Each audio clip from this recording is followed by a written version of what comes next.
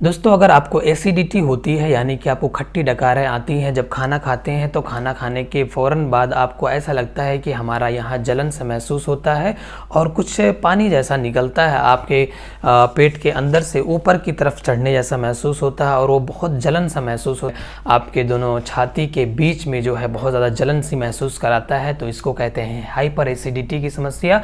यानी एसिड तो हमारे पेट में बनते ही हैं, वो खाना पचाने के लिए बहुत ही ज़रूरी होता है, लेकिन वही एसिडिटी की मात्रा अगर बहुत ज़्यादा होती है या फिर हमारे जो स्पिंक्चर होते हैं यानी कि पेट के जो वॉल होते हैं, वॉल को खुलने की वजह से ऐसी समस्याएं होती हैं कि जो भी एसिड होती है वो ऊपर की तरफ चढ़ने लगती है। वो वॉल की ओपनिंग की वजह से बार बार जो है ऊपर की तरफ चढ़ने लगती हैं। ऐसी समस्याएं अक्सर कर जो बहुत ज़्यादा गैस्ट्राइटिस वाले बड़े पेट वाले होते हैं, जिनका जो है खाना अक्सर स्पाइसी होता है, अक्सर उनके खाने का रूटीन अच्छा नहीं होता है, या फिर ऐसी महिलाएं जो प्रेगनेंसी है, जो प्रेग्नेंट है, उनको ये समस्याएं होती हैं क्योंकि उनका पेट ऊपर की तरफ दबा हुआ होता है। तो पेट के दबने की वजह से जो है वो जो आपके वॉल होते हैं वो कहीं ना कहीं कमज़ोर हो जाते हैं और वो वॉल जब खुलते हैं तो आपको बहुत ज़्यादा जलन सा महसूस होता है, क्योंकि एसिड का बनना बहुत ज़रूरी है। एसिड हमारे खाने को पचाने के लिए या फिर अगर हमारे खाने में किसी भी प्रकार की बैक्टीरिया है तो उसको मार गिराने के लिए हमारा एसिड बहुत ज़रूरी है निकलना। लेकिन वो एसिड हमारे पेट में ही रहने चाहिए। पेट की जो वॉल होती है, दीवार होती है, वो बहुत मजबूत होती है और वो उस एसिड को सहने योग्य होती है। अगर वही एसिड बहुत ज़्यादा दिनों तक होती है तो पेट में भी छाले पड़ जाते हैं और आपको खाना खाने के बाद दर्द एहसास होता है जब पेट में छाले हो जाते हैं। क्यों? क्योंकि जब आप खाना खाते हैं तो खाना खाने के बाद एसिड निकलना चालू हो जाता है और उस छाले पे जो है आपको दर्द का एहसास कराता है। तो कुछ आपको दवाएं बता देता हूं। अगर आप गैस्ट्राइटिस की समस्या है, आपको दाएं डकारें आती हैं या फिर आपको बहुत ज़्यादा एसिडिटी बनती है, आप बहुत ज़्यादा गैस्ट्राइटिस की समस्या से बहुत ज़्यादा दिनों से परेशान हैं, या आपका पैखाना बहुत टाइट होता है या बार बार पैखाने के लिए जाना पड़ता है, तो 3 कॉम्बिनेशन की होम्योपैथिक की मेडिसिन बताता हूँ जो आप इस्तेमाल कर सकते हैं। आपके एसिडिटी की समस्या से भी आपको आराम मिल जाएगा।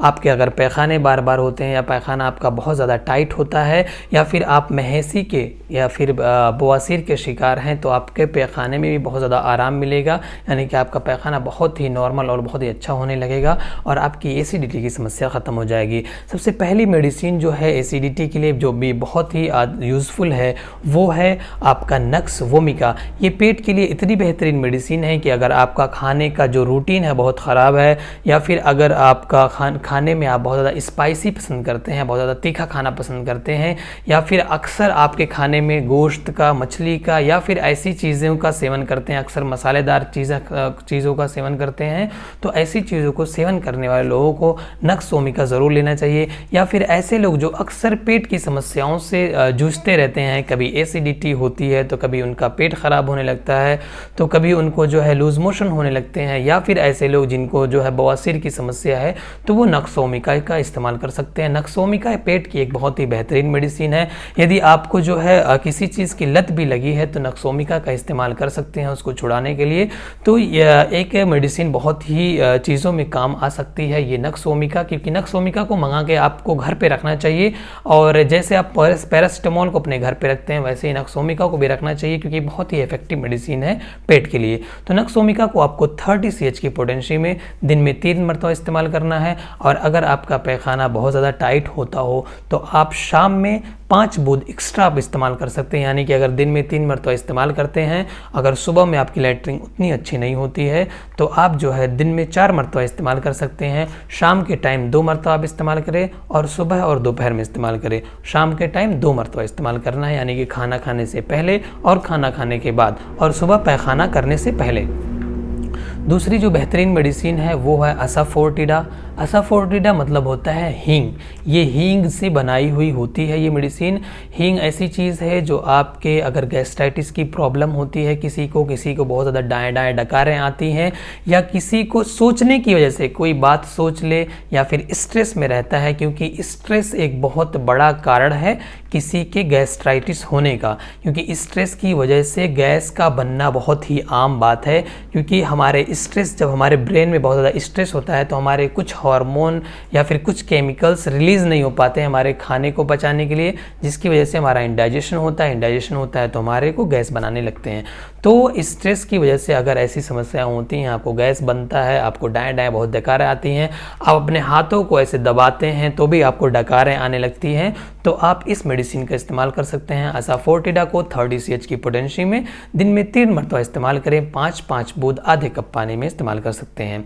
चौथी जो मेडिसिन है वो रोबाइना है। रोबाइना को भी आप 30 CH की पोटेंसी में इस्तेमाल कर सकते हैं, दिन में 3 मरतबा इस्तेमाल करें।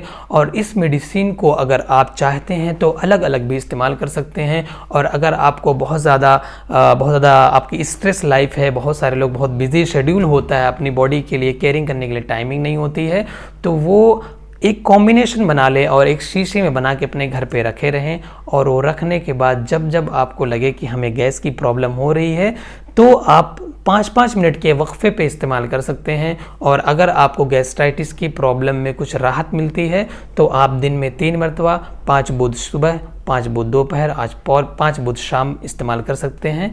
और अगर आपको लगता है कि हमें आराम मिल रहा है तो धीरे धीरे आप अपने जो है पोटेंसी को घटाना चालू कर दें, यानी कि आपका रेपिटेशनल डोज है दिन में 3 मरतबा लेने का, धीरे धीरे घटाइए और इस मेडिसिन को 3 महीने तक इस्तेमाल कर सकते हैं। अगर आपको प्रॉब्लम हो रही है किसी और भी समस्याओं में, अब किसी भी और भी चीज़ों में, तो आप हमें कंसल्ट कर सकते हैं। हमें वीडियो कॉल हमें जो है कंसल्टेशन दे सकते हैं और अपनी समस्याओं को बता के आप एक फिजिशियन से कंसल्ट ले सकते हैं।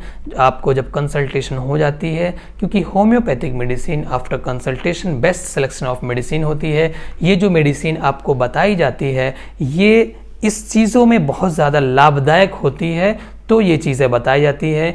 और होम्योपैथ में आपका सिम्टम और आपका लक्षण मैच करके उसके बाद जब मेडिसिन का सिलेक्शन किया जाता है तो और बेहतरीन तरीके से आपके बॉडी पे वर्क करती है। इसलिए डॉक्टर से कंसल्ट लेके जब आप मेडिसिन का इस्तेमाल करेंगे तो और अच्छी तरीके से काम करेगी। यदि आप कंसल्ट नहीं करके ले रहे हैं तो उतना इफेक्ट नहीं होगा, लेकिन आपको कोई साइड इफेक्ट नहीं होगा। साइड इफेक्ट होने का कोई चांस नहीं होता इसमें होम्योपैथ में। तो ऐसे ही वीडियोज़ के लिए हमें लाइक, फॉलो एंड शेयर करें और हमारे चैनल को सब्सक्राइब करना ना भूलें। धन्यवाद। Be healthy, be safe. Thank you so much.